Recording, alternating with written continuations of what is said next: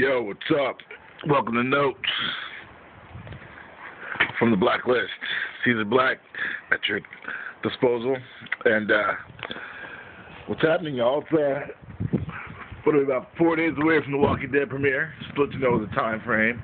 And it's a gorgeous yet rainy day here in San Francisco, California, home of Caesar Black Incorporated.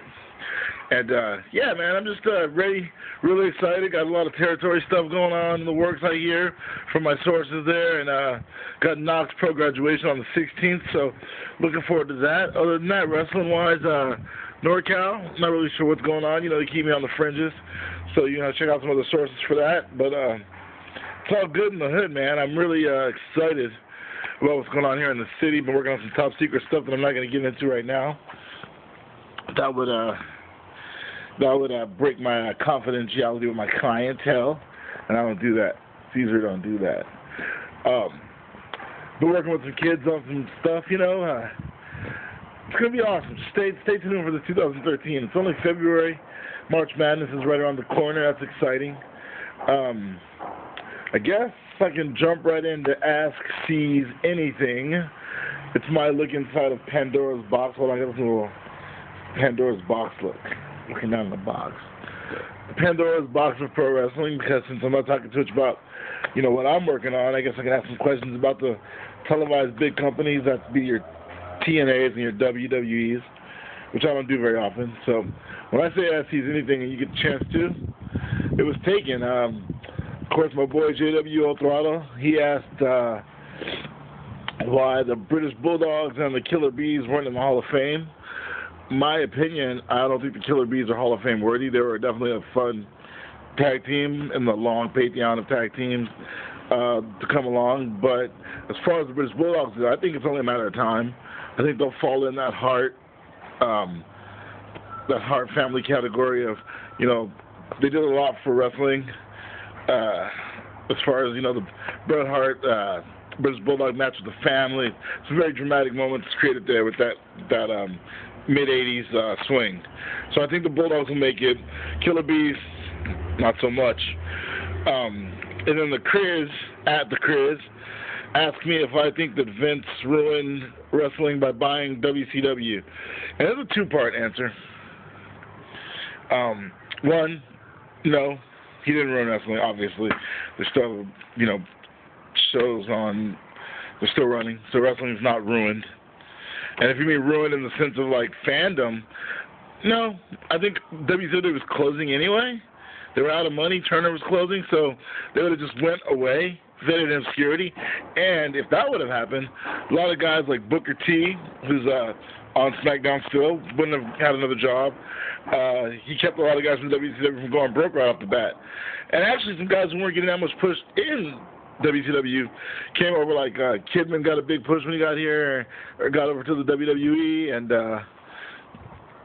that kind of thing. So as far as that goes, no, I don't think Vince ruined wrestling by buying WCW. I think he actually helped it, because they were going to go out of business anyway. And it's like, if you're going to sell your jalopy of a car, would you rather, you know, take it to pick your parts and sell it for $300, or sell it to a starving college kid for $500? That's right, I sell cars to kids for $500 if I know they're going to crash and break down. I'm just that bad. I'm Caesar Black. What are you gonna do?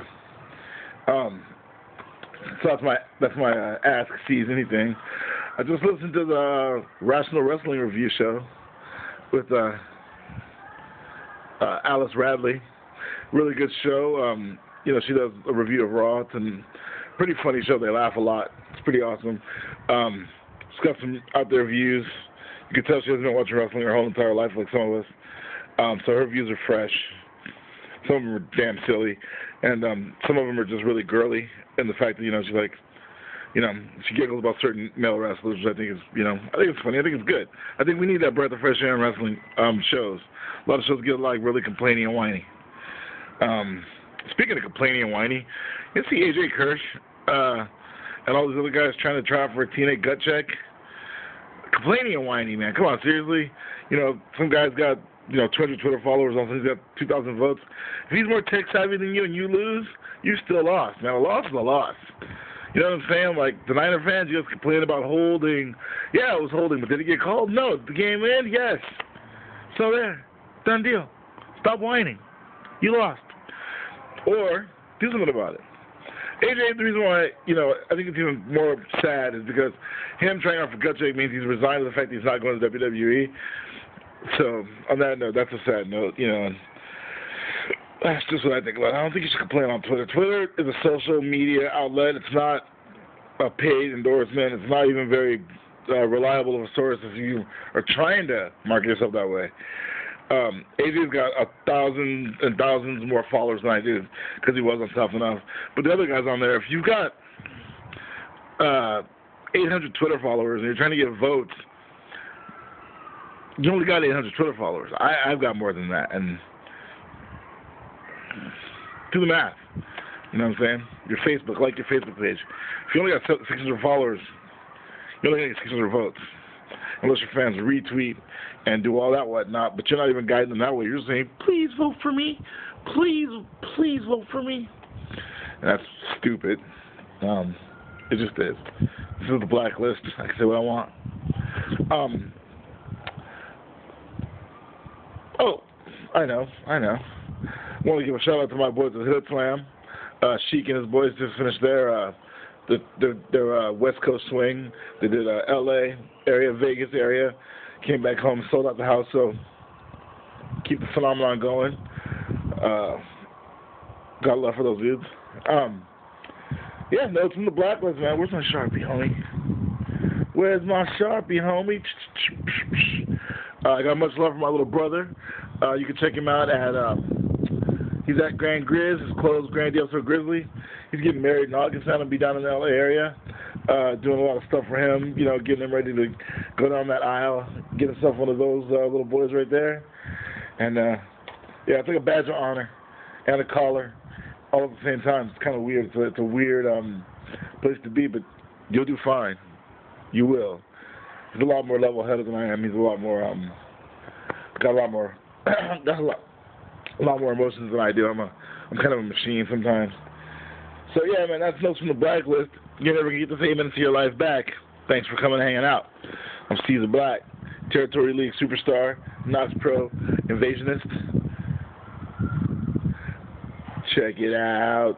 Check the rhyme, y'all. Check the rhyme. See what I'm saying? You're never getting this time of your life back. Enjoy the blacklist.